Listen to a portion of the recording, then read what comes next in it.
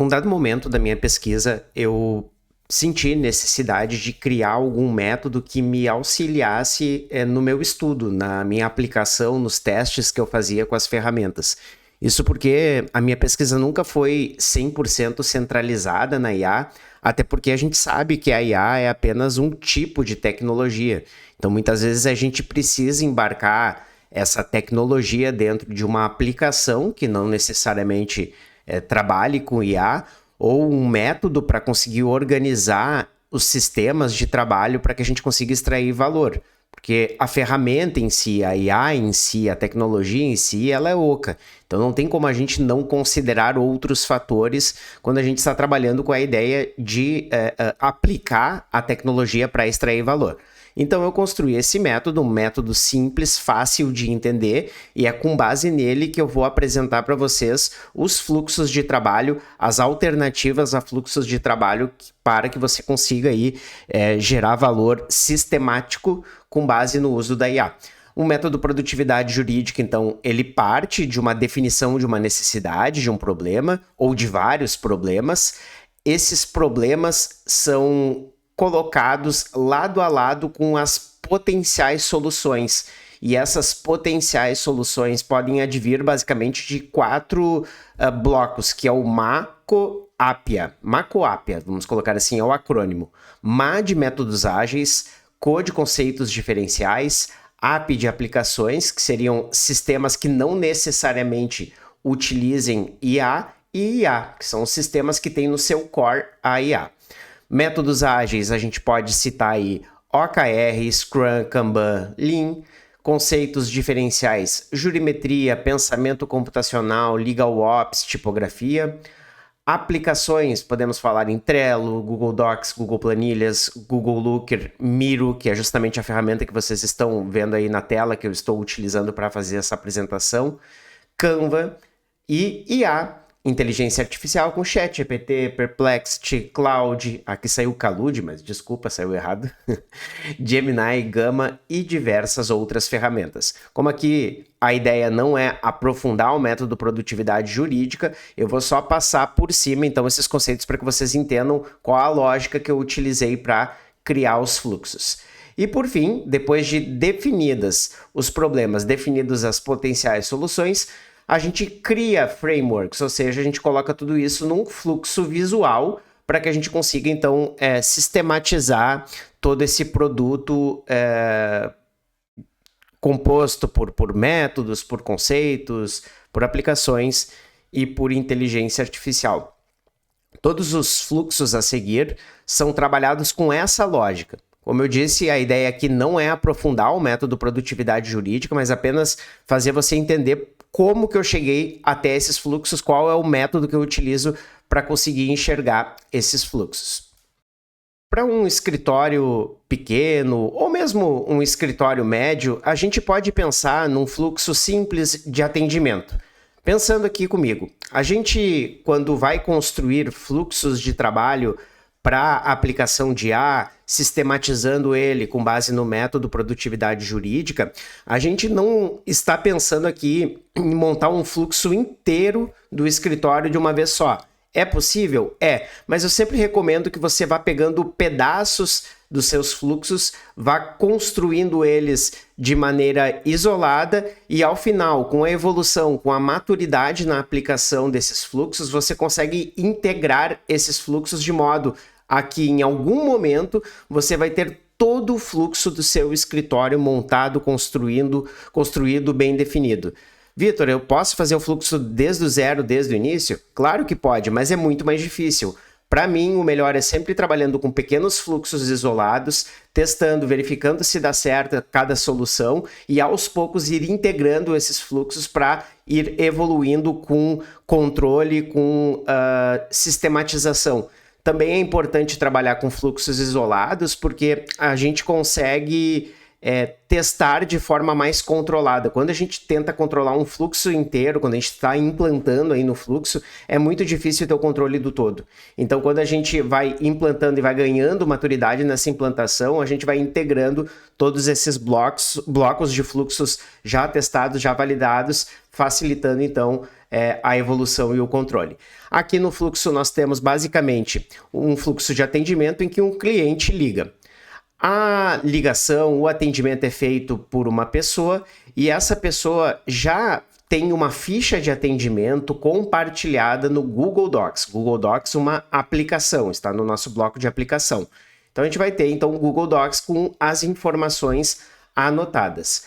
A mesma pessoa que faz esse atendimento, ela já promove um agendamento numa agenda compartilhada do escritório no Google Calendar, que está dentro do pacote Google Workspace. Tanto o Google Docs, quanto o Google Planilhas, quanto o Google Calendar, o calendário, quanto o Gemini. O Gemini entra aqui nessa história para lhe ajudar na gestão da informação. Vamos abrir aqui o Gemini. E se você coloca o @, você consegue interagir com quaisquer ferramentas do Google Workspace. Google Calendar, Google Docs, né, o Google, documentos Google. Se você clicar em Google Calendar, você pode pedir agende um compromisso para amanhã. Atendimento. Aí você já, com esse comando, ele já... para agendar a compromisso amanhã, eu preciso que você me forneça um horário. Então, vamos colocar 8 horas. Tá? Aí, ele já vai fazer, então, a marcação amanhã, 8 horas. Aí, você pode verificar, então. Veja aqui, eu vou abrir aqui para você para mostrar. Amanhã está aqui o atendimento. Suponhamos que a gente não tivesse nada aqui e a gente entrasse no Gemini. Aí, você entra aqui, bota Calendar. Liste os compromissos da semana. E ele já vai prontamente lhe trazer os compromissos da semana, só os compromissos que estão agendados, então, no calendário. Tudo muito fácil. Ah, Vitor, mas eu também gostaria de verificar a questão do atendimento. Se a gente colocar documentos, a gente consegue liste os documentos criados na última semana. Ele já rapidamente vai trazer todos os documentos criados na última semana. Dentro do nosso fluxo de atendimento, últimas gravações IA criativa, que é do curso, documentos sem título, resumo escrito criativa, cursos, moldes e prompts. Então, ele traz todos os documentos criados na última semana. Como que isso pode ser útil?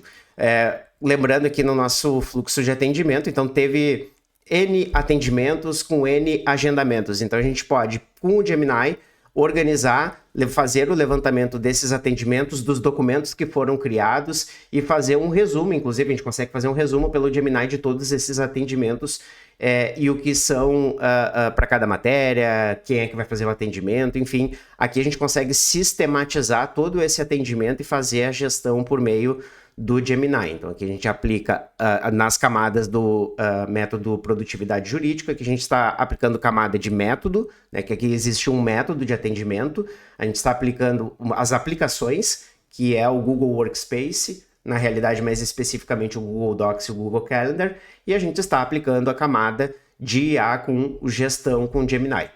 Prosseguindo no nosso fluxo de atendimento, então, a gente então tem o atendimento presencial e no momento em que é feito o atendimento presencial, a gente gera um dossiê do cliente, com todos os documentos dentro de uma pasta do Google Drive, que é a sequência aqui do nosso fluxo, e esse dossiê então pode também ser gerido com Gemini da forma como a gente mostrou antes, abrindo uma arroba, colocando Drive, eu vou mostrar aqui para vocês de novo. Se a gente colocar aqui @Drive, a gente então consegue gerir também as pastas. Então a gente pode chamar as pastas de trabalho criadas na última semana e verificar quais já estão concluídas para que a gente possa então levar todos esses documentos para um copiloto, ou seja, um GPT que a gente criou para fazer a geração da nossa peça, para fazer a gerador de peças das minutas, com um detalhe. A gente vai integrar essa geração de peças com informações de explicabilidade. Se você retornar nas nossas aulas das técnicas avançadas, a gente falou sobre isso, sobre a possibilidade de usar a cadeia de pensamento para gerar requisitos de transparência. Então, a gente vai ter um produto com um modelo e uma tabela com toda a explicabilidade de cada ponto que foi decidido dentro dessa minuta. Isso vai facilitar e muito a revisão pelo advogado, a supervisão humana, porque além de fazer a leitura da peça, ele pode depois fazer um checklist para verificar se as decisões que foram tomadas estão de acordo com a posicionamento do advogado, do escritório. Ao final, a gente tem, então, um protocolo no sistema de tribunal e o agendamento, a informação, melhor dizendo, o registro em uma planilha de controle aí do escritório, que pode ser gerada, então, com Google Planilhas, para que a gente possa depois organizar melhor os dados históricos, para fazer análises também com IA, para verificar onde que foram os pontos positivos, negativos, os gargalos, o desempenho, o tempo que demorou para cada ponto desse processo ser concluído, para que, ao fim e ao cabo, possa ser melhor gerido o fluxo de atendimento, de produção de minuta para a entrega, então, do produto no sistema processual. Portanto, a gente tem, então, um fluxo simples, ele começa, então, pelo atendimento inicial por telefone e termina com o protocolo da petição e, ao final, um controle aí que consegue depois medir todos esses resultados. Aqui o outro fluxo, então, de gabinete, o outro fluxo para judiciário, complementar ao fluxo anterior que a gente trabalhou aqui com mais determinação sobre a triagem inteligente, né? A gente falou no último, na última aula, no último vídeo, sobre a importância de se estruturar os dados individuais de cada demanda para conseguir fazer análises jurimétricas, até para definir melhores conduções de meta e distribuição de trabalho entre os colaboradores do gabinete. E aqui eu reforço a importância da triagem inteligente e da concepção da perda de tempo e ganho de tempo. Aqui eu sugiro uma perda de tempo na triagem, para que a gente aplique todos os métodos de gestão inteligente da triagem, para que a gente consiga não apenas gerenciar de melhor maneira a produção das peças, das minutas, mas também a gestão do gabinete, do ponto de vista da distribuição das demandas, a gestão do controle de localizadores, do controle de organização de onde os processos vão ser depositados. Então, aqui a triagem inteligente é um elemento fundamental para a gestão do gabinete como um todo. Um GPT pode ser criado aí para ajudar na classificação dessa triagem. Então, a gente tem um pressuposto de uma triagem, sim, manual, humana, com perda de tempo, vamos dizer assim, para entregar a informação curada para esse GPT que faz a classificação, então, dessas demandas por níveis de urgência normais, simples, por níveis de complexidade, por exemplo. Aqui a gente tem, então, uma análise humana que determina ali quais são as informações que tem. O GPT com base numa prévia determinação de um método, uma prévia determinação sobre classificação de complexidade das demandas do gabinete.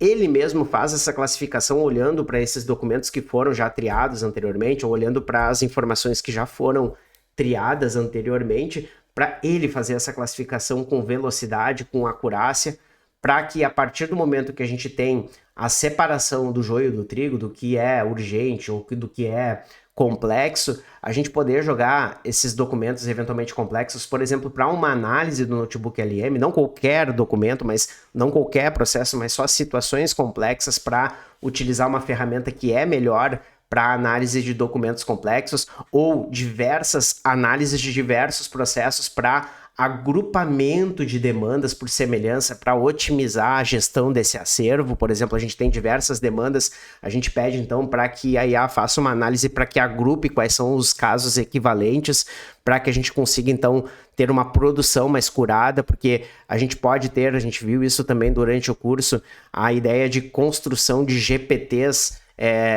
customizados, segmentados para a produção de determinadas situações. Aqui, claro, o GPT sentença, não estou dizendo que o GPT vai fazer a sentença. Veja bem, aqui tudo orientado pela 615, pelos requisitos da 615, então a gente consegue criar aí todo esse fluxo para auxiliar na produção das minutas.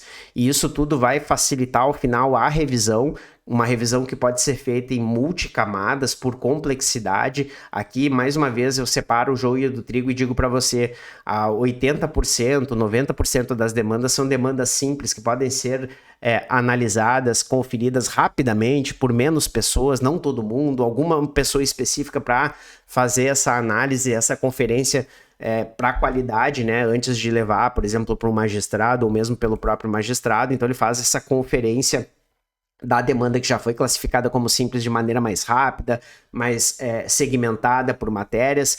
Aí a gente tem outras gradações, eventualmente, tipo, por exemplo, processos que têm uma complexidade maior, eles demandam 2 análises por 2 pessoas, ou por uma pessoa com um determinado nível técnico, ou processos ainda mais sensíveis, aqueles processos que são aqueles conhecidíssimos da unidade, então que daí a gente tem toda uma estrutura, um grupo de pessoas para fazer a conferência. Veja que não é feita a conferência de tudo com 3 pessoas, de tudo com a pessoa mais técnica, mas aqui a gente segmenta os níveis de complexidade, segmenta as ações para fazer uma revisão inteligente, uma revisão multicamada, e isso sem dúvida nenhuma gera não apenas maior qualidade, que eu acho que ao fim e ao cabo é o mais importante, mas também produtividade, porque a gente consegue aí organizar a revisão do processo. Isso tudo pode desembocar ao fim na possibilidade da criação aqui. Com esse fluxo agregado ao último fluxo, a gente pode construir, então, a possibilidade de agregar um método de Scrum, por exemplo, para gabinete, para a gente criar sprints, ou seja, criar ciclos de produção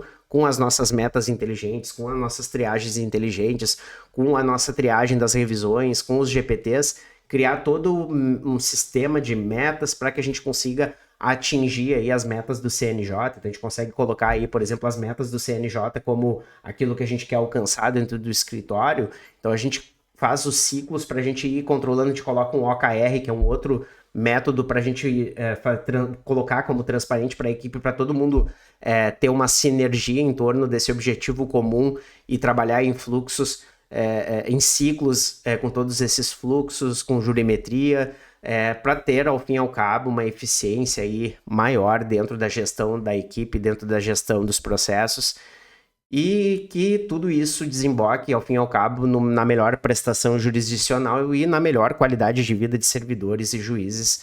Aí um grande potencial para trabalhar com IA de maneira inteligente, de maneira segura e eficiente, não apenas em tarefas, não apenas usando uma ferramenta específica, mas pensando aí mais, pensando mais longe, pensando em fluxos de trabalho, pensando no direito em primeiro lugar, na gestão do direito em primeiro lugar, e usando aí as alternativas tecnológicas como um agregado, né? Como vamos dizer assim, como o segundo papel mais importante.